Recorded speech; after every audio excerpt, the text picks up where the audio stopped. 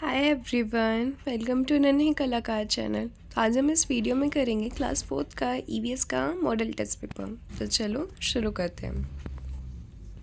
सबसे first question है choose the correct answer. हमें करेक्ट आंसर चूज़ करना है, ठीक है। हमें ये सारे क्या दे रखे हैं, एमसीक्यू दे रखे हैं। तो फर्स्ट क्वेश्चन है डैश बिफोर ग्रोइंग क्रॉप्स। हमें क्या करना चाहिए क्रॉप को उगाने से पहले? Soil should be checked, soil को चेक करना चाहिए। Proper arrangement for water should be made, पहले से ही अरेंज कर लो कि वाटर की सप्लाई वगैरह कहाँ से आएगी। The field should be prepared, जो खेत है उसे प्रिपेयर करना चाहिए, या ऑल ऑफ द अबव, या ये तीनों चीज़ें करनी चाहिए। तो हम किसे टिक करेंगे? All of the above. Who is mainly about किसके बारे में? ये एक इंडियन डांस फॉर्म है, ठीक है। डांस फॉर्म है, उसके बारे में बात की गई है। ये उसमें होता है।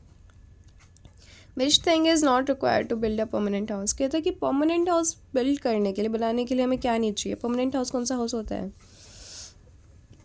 जो कि पक्का हाउस होता है, ठीक है, जो कि आसानी से टूटता नहीं है। Cement, paper, iron, stone. तो क्या नहीं चाहिए हमें वो बनाने के लिए? पेपर।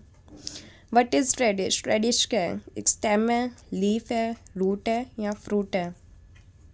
तो रेडिश क्या होती है? एक रूट होती है। Choose the example of discrimination. हमें एक डिस्क्रिमिनेशन का एग्जाम्पल चूज़ करना है। डिस्क्रिमिनेशन मतलब भेदभाव। Treating others badly because of their skin colour. औरों से अच्छा व्यवहार नहीं करना उनके स्किन कलर के कारण। Treating others badly because of their religion. भेदभाव करना उनके रिलीजन के बेसिस पर, उनका क्या धर्म है। Treating someone badly because he she is specially abled. किसी के साथ भेदभाव करना क्योंकि वो स्पेशली एबल्ड है, ठीक है। या सारी चॉइसेस करेक्ट है। तो हमें ऑप्शन डी चूज़ करना है कि ऑल चॉइसेस आर करेक्ट। अब question number 2, match the following. हमें ये चीज़ें दे रखी है, इसे यहाँ इस वाले कॉलम से बी कॉलम से मैच करनी है, ठीक है। आरटी 2009 क्या कहता है? RT 2009 free education to children, की सभी बच्चों को फ्री एजुकेशन मिलनी चाहिए। पी प्लांट, ये प्लांट क्या होता है? क्लाइंबर होता है। जो इसकी वो होती है ना, इसका प्लांट होता है, वो दीवार वगैरह पर क्लाइंब कर जाता है, इसलिए क्या कहते हैं? Climber. Bad touch, bad touch को हमें क्या करना चाहिए? Say not to it and run away, ठीक है। Washing clothes pollute the water, ठीक है। अगर आप क्लॉथ्स वॉश कर रहे हो नदी में या किसी और भी पानी की जगह पर, ठीक है, किसी पॉन्ड वगैरह में, तो क्या हो जाएगा? वाटर को गंदा कर देगी, तो वो क्या कर देगी? Pollute the water. Mud, mud क्या होती है? Doesn't dissolve in water. Mud पानी में नहीं मिलती है, जो कीचड़ होता है। देखो हमें क्वेश्चन नंबर 3 क्या कह रहा है। क्वेश्चन नंबर 3 कह रहा है कि जो करेक्ट सेंटेंस है उसके सामने आपको टिक लगाना है, और जो गलत सेंटेंस है उसके सामने क्या लगाना है? क्रॉस लगाना है। तो सबसे पहले क्या लिखा है? Sowing seeds in the field is the first step of farming. कहता है कि सबसे पहले हम क्या बीज उगाते हैं? नहीं, गलत। वेट होता है बहुत ज़्यादा हेल्पफुल होता है क्रॉप्स के लिए? नहीं होता है, क्योंकि वो जो हमारी मेन क्रॉप होते हैं उसकी न्यूट्रिएंट्स भी एक्सट्रैक्ट कर लेता है। वीड हमारे किसी काम का नहीं होता है, तो ये गलत हो जाएगा। एलिफेंट अपने ईयर्स को डिफरेंट डायरेक्शंस में टर्न कर सकते हैं आवाज़ सुनने के लिए, तो हाँ ये सही है। अब्दुल के पास बैनियन ट्री था आंगन में, कोर्टयार्ड में, तो गलत, नहीं उसके पास नहीं था। Oak tree grow in the hilly region of India, हाँ ये सही है, क्योंकि ओक ट्री हिमालयन रीजन्स में उगते हैं इंडिया में, और वो हिली रीजन्स होते हैं। प्लांट्स को पानी नहीं चाहिए ग्रो करने के लिए, तो गलत, प्लांट्स को पानी चाहिए ग्रो करने के लिए। Banyan tree year two year chapter में मेंशन है, तो नहीं, बैनियन ट्री इस चैप्टर में मेंशन नहीं है। अब हम क्वेश्चन 4 करेंगे। कह रहे हैं कि if oil spills in the river the fishes में डाई। कह रहे हैं कि अगर गलती से ऑयल गिर गया, ठीक है, हार्मफुल ऑयल नदी में, तो क्या होगा? मछलियाँ क्या कर सकती है? मर सकती है। Basava lives in dash village of Karnataka. कह रहा है कि बासवा नाम की एक इंसान है, ठीक है, वो कहाँ पे रहती है? कौन से विलेज में रहती है कर्नाटका में? बालीवनिका नाम की विलेज में। Dhondhu wanted to set up a dash. Dhondhu क्या सेटअप करना चाहता था? आटा चक्की, वो आटा चक्की लगाना चाहता था। Sound requires dash to travel, sound को ट्रेवल करने के लिए क्या चाहिए, medium. Chickpea seeds dash in appropriate condition, कह रहा है कि चिकपी क्या करेगी अगर ठीक कंडीशन है तो ग्रो करेगी। The roots of a plant provide dash trait, कहता है रूट्स होती है प्लांट की, वो क्या प्रोवाइड करती है प्लांट को, क्या फंक्शन होता है उसका, वाटर एंड मिनरल्स प्रोवाइड करती है। N owl can rotate it's dash, कह रहे कि जो आउल होता है वो किसे रोटेट कर सकता है, घुमा सकता है अपनी नेक को, गर्दन को।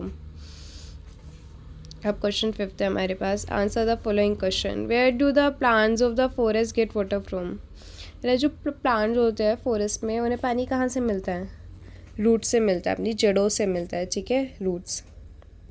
Right the name of 2 vegetable which are eaten as root, कह रहा है कि 2 वेजिटेबल के नाम लिखो जो कि रूट के रूप में खाए जाते हैं, तो रेडिश और carrot. Name 2 animals that have invisible ears, 2 animal बताने हैं जिनके कान हमें दिखते नहीं हैं, इनविजिबल ईयर्स होते हैं, स्नेक और lizard. What does a player continuously से वाइल प्लेइंग कबड्डी, कहता है कि अब जो प्लेयर्स कबड्डी खेलते हैं उन्हें बार बार क्या रिपीट करना होता है, क्या बोलना होता है, कबड्डी कबड्डी, ठीक है, कभी कबड्डी देखी होगी आप लोगों ने भी, तो क्या बोलते हैं बार बार, कबड्डी कबड्डी बोलते हैं ना, कि वो ज़रूरी होता है। Name any 2 types of agriculture tools use for farming, कहते हैं कि हमें 2 टाइप के एग्रीकल्चर टूल के नाम लिखने हैं जो कि हमें खेती में, फार्मिंग में हेल्प करता है, तो प्लो और harrow. I did the Neem tree not fall despite the strong storm, कह रहे हैं कि बहुत ज़्यादा ना स्ट्रॉन्ग वो आ जाता है, स्टॉर्म आंधी तूफान आ जाता है, फिर भी नीम ट्री क्यों नहीं गिरती है, क्योंकि बिकॉज इट है स्ट्रॉन्ग रूट्स, क्योंकि उसकी जो रूट होती है वो बहुत ज़्यादा मजबूत होती है, तो उसे जकड़े रहती है, ठीक है।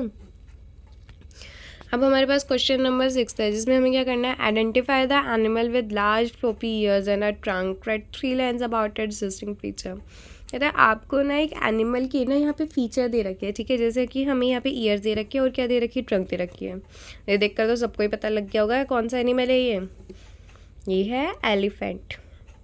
अब हमें एलिफेंट के जो ये अलग से फीचर होते हैं क्योंकि सब एनिमल्स के पास तो ये नहीं होते हैं, तो उसके बारे में 3 लाइनें लिखनी है। तो चलो हम सबसे पहले लिखेंगे, elephants are largest animal on land, ठीक है, सबसे बड़े एनिमल होते हैं लैंड पर।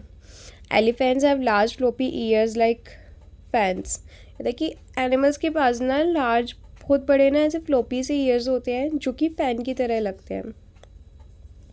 और they have a large trunk, उनके पास क्या होती है, एक बड़ी सी ट्रंक होती है, सूंड होती है।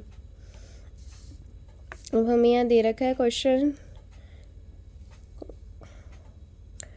6 का second part, look at the picture given below and label different parts of the plant, कह रहा है कि आपको ना एक पिक्चर दे रखी है प्लांट की और उसमें ना एरो लगाकर बॉक्स दे रखा है, ब्लैंक बॉक्स, तो आपको फिल करना है नाम।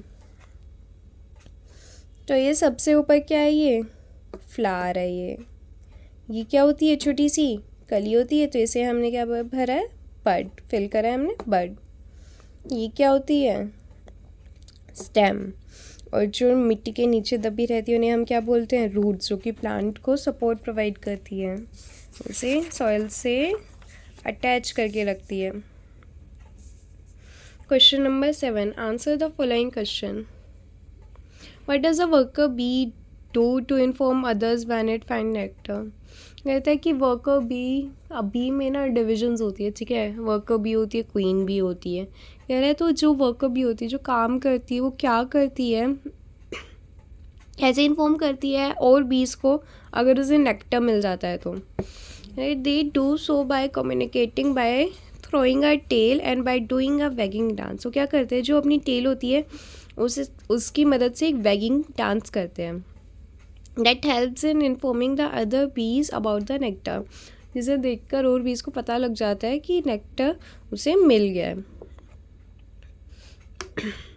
हमें यहाँ पे लिखना है, right all steps use for growing a crop, कह रहे कि कौन कौन से स्टेप्स यूज़ होते हैं क्रॉप को, फसल को उगाने के लिए। सबसे पहले प्लॉइंग होती है, फिर क्या होता है, सोइंग सीड्स, बीज को बोते हैं, इरिगेशन करते हैं, पानी प्रोवाइड करते हैं, फिर वीडिंग, जो भी जैसा, फालतू के प्लांट्स उग जाते हैं हमारी क्रॉप के साथ, उसे क्या करते हैं हम उखाड़ते हैं, वीडिंग करते हैं, फिर क्रॉप की क्या करते हैं कटिंग करते हैं और फिर उसे स्टोर कर देते हैं, storing.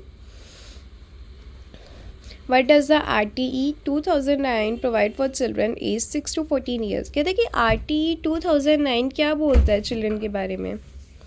Free and compulsory education for children age 6 to 14 years. RTE 2009 बोलता है कि सभी बच्चों को फ्री और कंपल्सरी एजुकेशन मिलनी चाहिए। किस एज ग्रुप के बच्चों के लिए? 6 to 14 ईयर्स। ये हमारा फोर्थ पार्ट है। Can you recognise the animals based on the feature of its ear, write their names in the space given below. इसमें ना हमें कुछ एनिमल्स की ईयर दे रखे है, तो कह रहा है कि आइडेंटिफाई करो और उनकी नाम लिखो।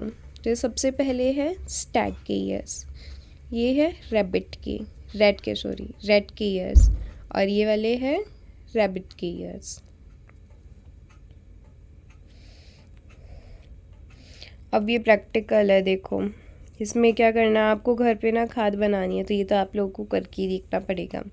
सबसे पहले कौन कौन सा मटेरियल यूज़ करना है? किचन वेस्ट, जो कि फ्रूट और वेजिटेबल के छिलके होते हैं, ठीक है। फिर लेफ़्ट ओवर फूड, अगर कोई खाना आपका बचा है सुबह या शाम का तो वो यूज़ करना है। ड्राई लीव्स भी कर सकते हो, या जो फटा हुआ पेपर है उसे भी कर सकते हो। एक छोटा सा कंटेनर लेना है, ठीक है, मिट्टी लेनी है और पानी लेना है। ये तो सारा हमारा मटेरियल हो गया। अब देखो आप लोगों को करना क्या है। सबसे पहले तो लिस्ट से बना लेनी है कि आपको कंपोस्टिंग के लिए कौन कौन से मटेरियल की ज़रूरत होगी। फिर आपको प्रोसेस को एक्सप्लेन करना है, या आपने कैसे कैसे उसे रखा है, कैसे कैसे लेयर करा है, ठीक है, किचन वेस्ट को। और फिर आपको क्या लगता है कि कौन सी जगह बेस्ट है जहाँ पर आप ये सारा मटेरियल उस डब्बे के अंदर या कंपोस्ट बिन के अंदर डालकर रख सकते हो, और क्यों आपको ऐसा लगता है। और 2 और अदर वे सजेस्ट करने हैं, जिससे किचन वेस्ट जो हमारा होता है उसे हम दोबारा रीयूज़ कर सकते हैं, रिसाइकल कर सकते हैं। तो आज की हमारी वर्कशीट यहाँ पर कंप्लीट हो गई है। अगर आपको हमारे चैनल की वीडियो पसंद आई है तो उन्हें लाइक करें, शेयर करें, सब्सक्राइब करें। Thank you.